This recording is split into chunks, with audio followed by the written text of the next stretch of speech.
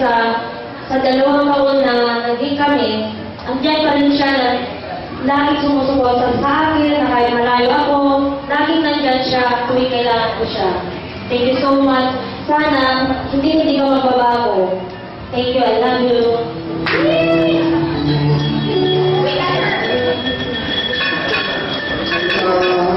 May message naman sa pinakamamahal ko na pinamit.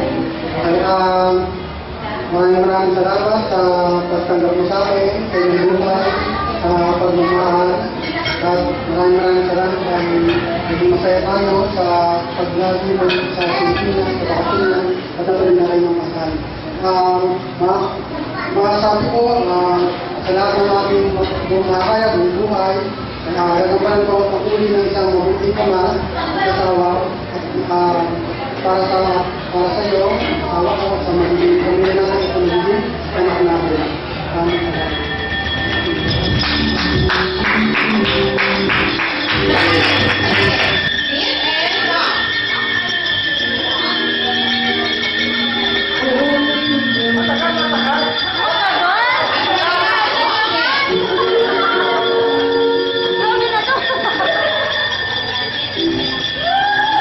Thank you.